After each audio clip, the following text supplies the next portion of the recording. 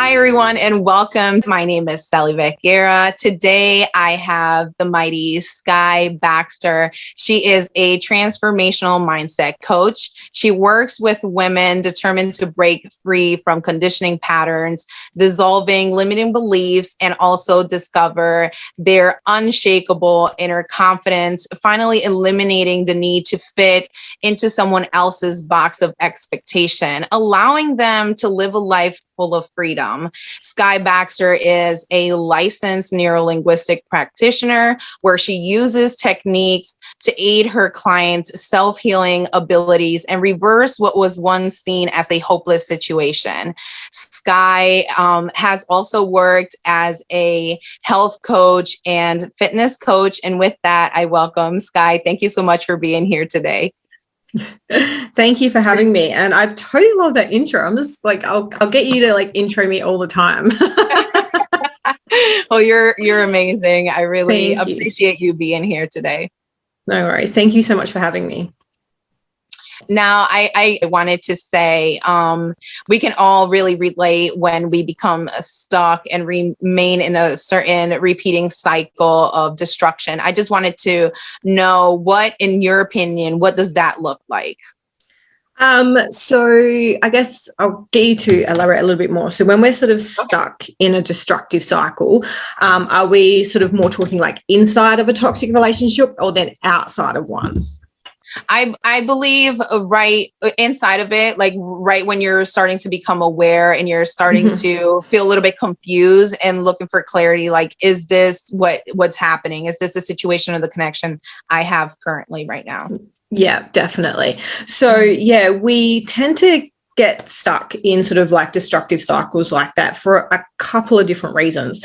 One, looking back onto your childhood. So obviously, if you can look back and ask, like, you know, what were the role models that you had growing up? Is this what a relationship normally looked like to you? So, you know, a lot of people, you know, the generation before us and even before that as well, were actually in very toxic relationships where women were not, you know, their worth wasn't valued, or, you know, who they are wasn't valued. They were treated like trash, essentially. And that's something that still floats around through these days. And if you're a child in that environment, you grow up understanding that that's normal. And that's what a normal relationship looks like. And that's how one of the reasons we can get stuck into it is if that's that's literally our conditioning pattern. That's the generational trauma part of it. Another one is obviously if we've gone through some sort of trauma, whether it be like extensive bullying, someone sort of said something to you along the lines that made you question your own worth and all that sort of stuff, we will go out and, you know, find love or some sort of connection in any way we can get it because, you know, someone's told us that we don't deserve it. And then if someone then presents it to us, we're like, yes, and we'll hang on to it with every fiber of our being. And then obviously if you are dealing with like a narcissist or anything like that, they will go through that stage of full love bombing, which is underlined by gaslighting and making you question your own beliefs and own, you know, values and all that sort of stuff. And that's their process by slowly then breaking that down. And then obviously, as we all know, if we've been in that sort of relationship, then it turns and then all of a sudden it becomes very abusive. But because you've already been broken down so much, it's very hard to get out of that situation because going back, you're just trying to cling on to that person that they were beforehand. And, you know, and that's how we can sort of get really stuck in those sort of destructive cycles.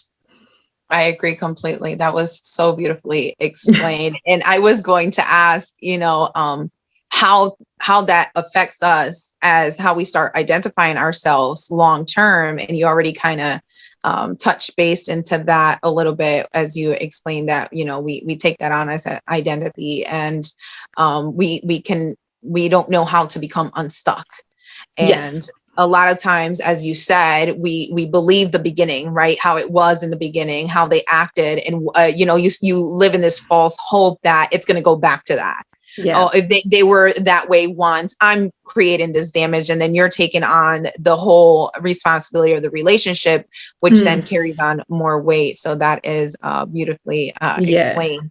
Definitely. when in that situation, what can you say? How can someone begin to break free, or what are the signs that they could see, that they're in that place? Just know that if anything happens, that, any form of gaslighting, and that's the thing as well, like gaslighting there's multiple different forms, all the way from very, very, what's the word? Subtle, all the way to reactive abuse, when they poke and poke and poke and poke to get a reaction out of you, and then they make you out like the abusive one, essentially. But gaslighting, in its core, underneath lying, is anything that makes you question your own thoughts, your own beliefs, and all that sort of stuff. The minute you can pick up yourself going, oh, hang on a minute here, maybe I was being overreactive. That's the massive red flag right there. Like, if someone can't take a step back out and see something from your side, then that they're never going to actually honor your feelings, your emotions, and what you essentially bring to the table. It is literally always going to be about the other person. Mm-hmm. And if you can pick up on a fact where you a donor mother role, essentially. And what I mean by that is you will abandon yourself, you abandon your own needs, your own thoughts, your own emotions, all of that sort of stuff to make the other person feel comfortable, and that will cause you discomfort, but that discomfort is better than their outbursts, essentially. Yeah. So you will start to shrink yourself down. And if you can pick up on you starting that in that early stages where you start to really go, hang on a minute, but wait, you can actually then, it's hard, but it's a lot easier then to go, no, fuck this, we are out, like, essentially. It is. And then eventually sometimes what happens is we start, like you said, we start shrinking. So then we come off as the toxic one. Right. So that's reactive abuse. That means the narcissistic or the abuser will poke and poke and poke at you. And, if we're in those sort of situations, we're pretty good at taking the abuse. And that sounds really bad. We're pretty good at just absorbing it. But we've all got a breaking point. And if they're really smart, they will make that breaking point in public. Because then it showcases to them your outbursts, not what happens behind closed doors. Yes, exactly. And now, in your practice, I came across, and I really appreciate you really brought to light radical acceptance. Can you give a little bit more in regards to what that means for those that don't understand what that might mean? I'm totally stealing radical acceptance. That is such a cool name. No, so radical acceptance, and essentially it is just taking full responsibility of your life. You can't control what other people do to you. That's on them, essentially. But you can control your own life. Now, the hardest thing, obviously, if we are in conditioning patterns, and that's how we've ended up in these relationships, to break free from that, because that is that's what's known. And even when it's not safe, the brain always tries to keep you in what's known, because to the brain, that's, normal.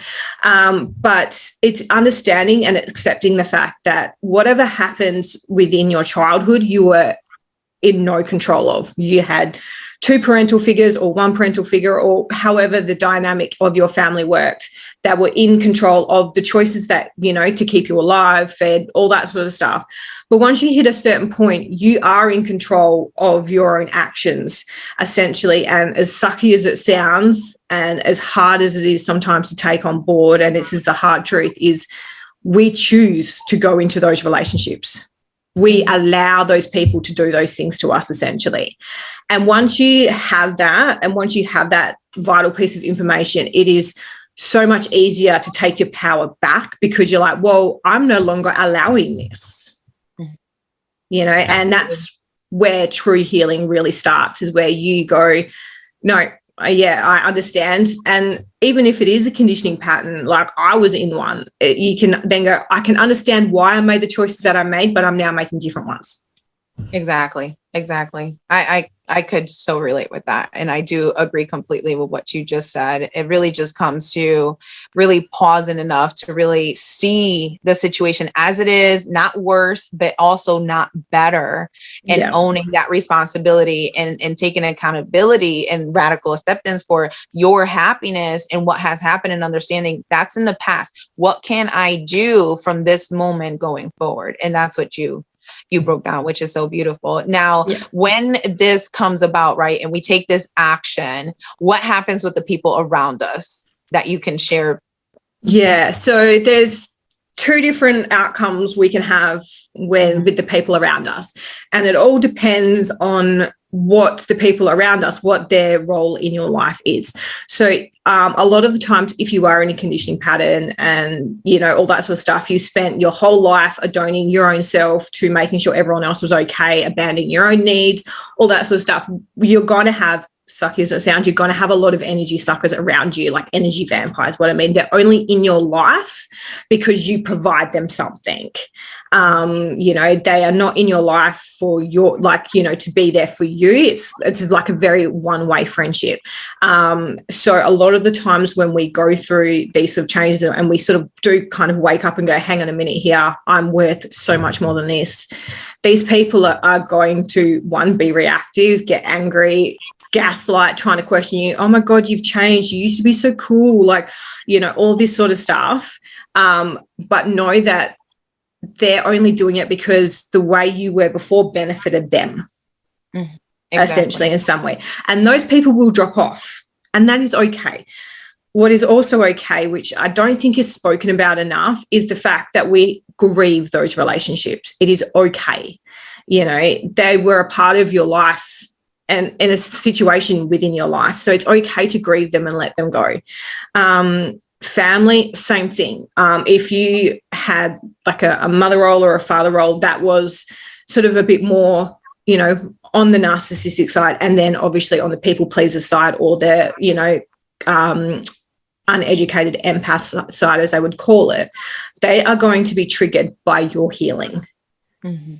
Because you're breaking away from a family dynamic that, one, possibly one of those parties could never break away from, and two, it is going to bring to light, you know, the experiences that you had as a child to them, if that makes sense. So there can be some anger, there can be some pushback on you, same thing, you know, all that sort of stuff. Something that I've gotten quite a lot, even from my family dynamic, is I just want things to go back to the way they were. And I'm like, they're never going to go back to the way they were because I'm not that person anymore.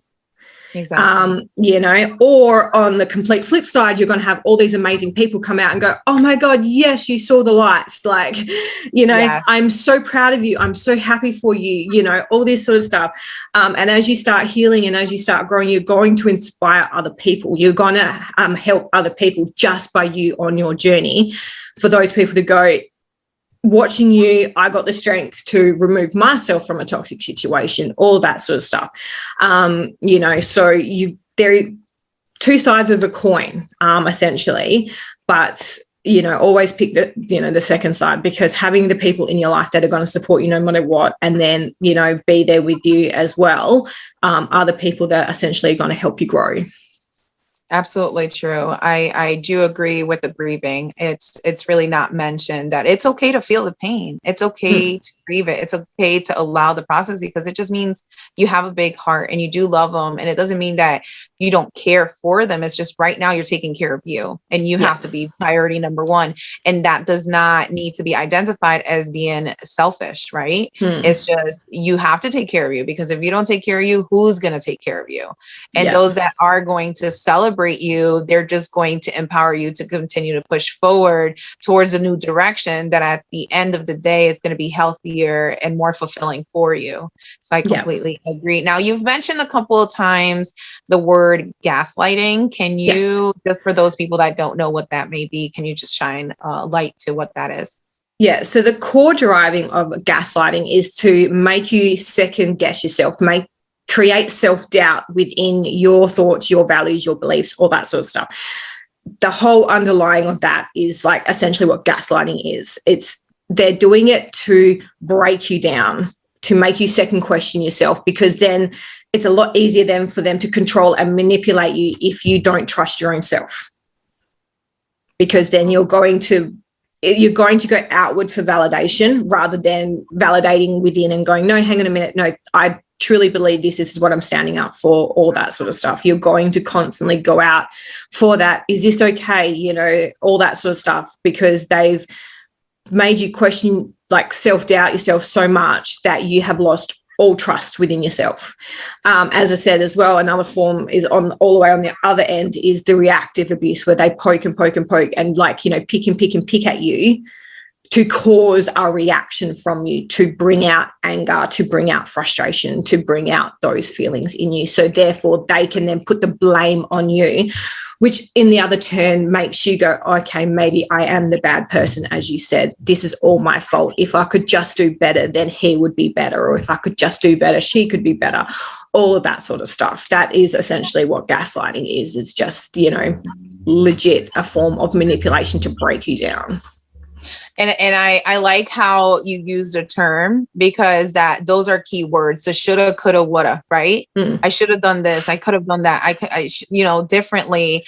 Those are instances that when you're talking to yourself this way, you're really disconnecting with who you are and your inner truth. So that's where gaslighting takes their opportunity, right? Their upper hand is because they're detaching from connecting to who you really are, just appreciating that at every single moment, you really already are doing the best you can. And when you give your all and you're constantly in this poking, right, phase that you're speaking about, then it does break you down, because the breaking down, it's really the disconnect of oneself, right? Yeah, the definitely. That inner confidence that you speak about. Now, when someone is in this situation, and I know you said you had experience in the past yourself, and this could be in any relationship, as you said, with parents or siblings, co-workers, employers, significant other. What was at the time during the healing, like, what was the one thing that allowed you to break free, that made the world a difference to you, that made you feel enough, like, I need to see this way, there has to be a better way, right? What was the one thing you would share with us? Well, I guess for me, there was a couple of different instances, because healing is not linear. I'm not going to lie. There have been a couple of times where I've sunk myself back down into a deep depression and all this sort of stuff. But I guess in the point of my own narcissistic relationship, the breaking point to me was when I caught it. Well, I questioned it for so long. And then I found out he was stealing all my pay from my old career, because my old boss was an Italian and didn't believe in banks or whatever else. So we all got paid in cash. His way. His way, exactly. His way. That was it.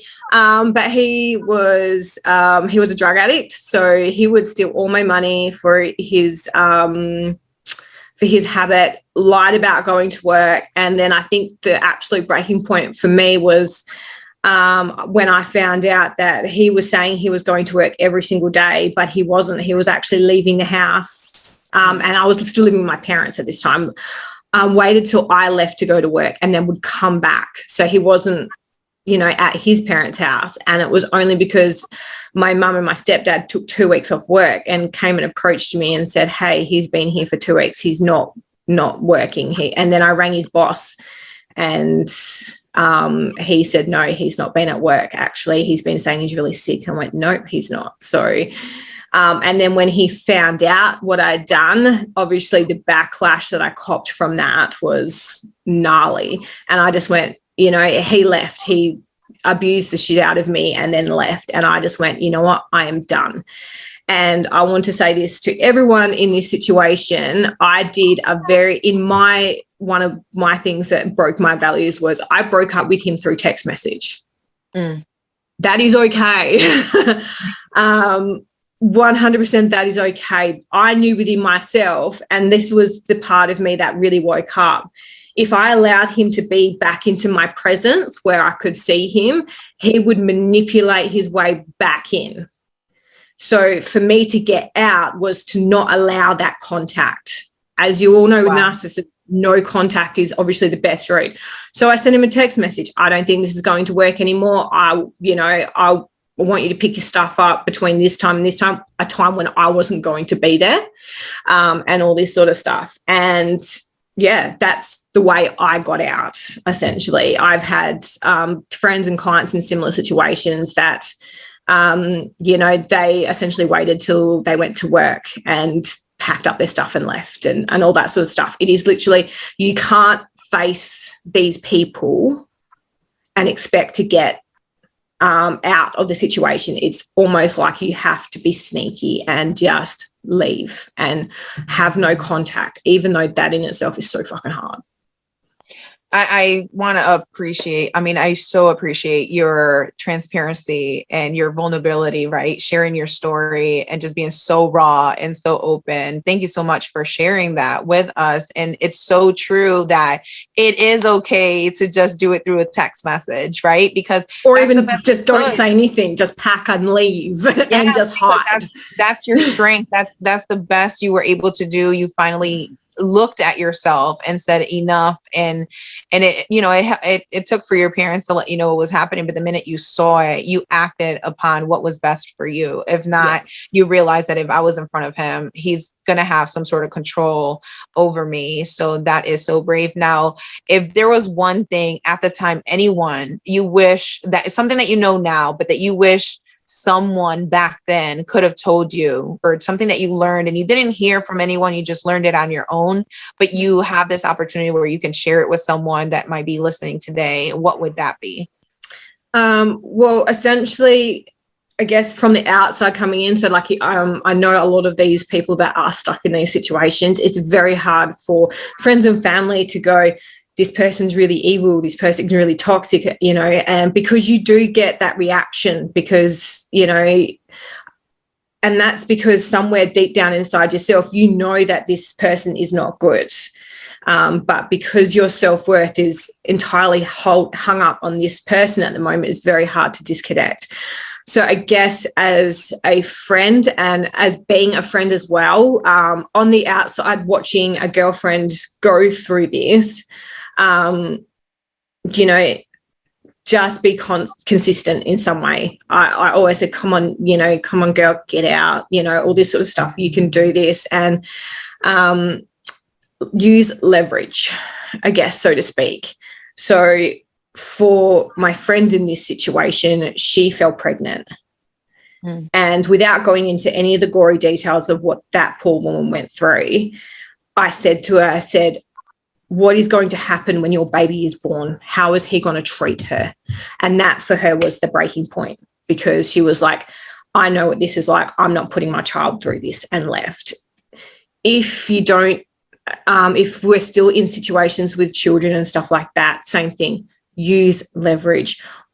How would you feel if your daughter or your son come home with this toxic person and they're getting treated exactly the same way that you did for so long? How is that going to make you feel?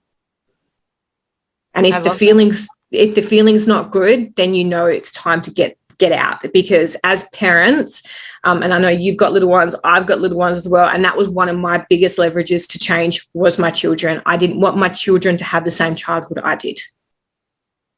So if you can see that, and if you can be strong enough, and I know you're strong enough to go, what I'm doing right now is I'm teaching them what is okay and what is not okay. And I know within myself it's not okay, get the fuck out. Exactly. Because it's going to be hard, but they're going to be so much better off. Now, ways to get out, because unfortunately, narcissists have a really great way of making you financially dependent upon them, which is why it's so hard to get out. They get you to leave your jobs. They get you, have someone very close to you that they may not have a relationship with, because obviously they will disconnect you from all your people. Let them know what you're planning to do. Start stashing some cash away and all that sort of stuff, so you have a refuge to go to. And as I said, same thing. The minute it is okay and safe enough to do so, go to that place, because they're not going to know where you are, all of that sort of stuff. There are obviously a couple of things that I can sort of I know now, as I've grown up a little bit more, I was quite young, are some ways to get out of those situations. Beautiful. And I like how you worded it, leverage. I always saw it as ask yourself the difficult questions. And I appreciate that you use the example of your friend with the pregnancy, because in reality for me, when I got out, that's what did it for me is, I have a daughter now, and I am the example that she's going to follow. I can tell her any story, right? She's not going to listen to my words. She's going to absorb. She's going to observe what I'm doing. And that's what she's going to follow, Yeah. So I'm her example. And that was my breaking point that, I want better for her. I want her to, as she grows older, know exactly and identify how she is supposed to be treated as a woman and how she's supposed to carry herself. So I really appreciate that you worded it as a leverage and the tool going forward, that if you're starting to feel confused and identify yourself, is this the situation I am? Is this a toxic relationship? And I want to thrive past this, start making the commitment, right? Make the commitment, make the decision. And this is how I start. A small step, like, as you explained, start stashing money, right? Because you're taking a step towards that direction. And I so appreciate that you put that out there, because some people don't even think about that. It comes down to making the decision and take one small step towards what it is that you're envisioning in your future and for your child. If you're, if it's a partner, or if it's a parent, it's just a matter of get out of the environment, even if it's a new place. Yeah. So definitely. If it's a parent or anything like that, just as hard as it is, go no contact. It's just one of those things. Place those boundaries down. If you're going to keep exhibiting XYZ behavior, I'm going to go no contact, all of that sort of stuff. And if they try and guilt trip you and all this sort of stuff, this is something that I've used for a lot of my clients, is stop, tell them to stop blaming me for going no contact. Take the time to heal yourself instead of being shitty at me for placing those boundaries down. And this also applies to adult children. The 100%. guilt. The guilt, that's very, very heavy on parents. I truly believe it's a privilege to be in your adult children's lives, not a right. So if they've got no contact, then I think as parents, we need to ask ourselves why. Yes. Rather than placing blame. Well, I have to say this has been amazing. And I thank you so much for all your insights, all your share, your guidance. And if anyone has resonated with what has been said here today, and if you would like to contact Sky, she has some information. Where can they reach you? What would be the best method of contact for you? Best method of contact. So you can either reach out to me through my Instagram, which is heal_grow_thrive. And you can always message me in there, or, a lot of my content, a lot of who I am and all that sort of stuff is in there. So if anything today has resonated you, feel free to go stalk me. It's fine. I also have a free consultation or a breakthrough your beliefs call with me. And then we can sit down and have a chat and all that sort of stuff. And my Facebook is just Sky BAXTER. So, amazing. Beautiful. And I thank you so much for making that offer to, those that are connecting with you today. And for the rest of you, if you want to go ahead and comment, what was the best takeaway? What was the one thing that you really made an impact for you today? And I thank you so much for being here today. Thank you. My pleasure. Thank you so much for having me. All right. So see you next time. No worries, Han. Thank you so much.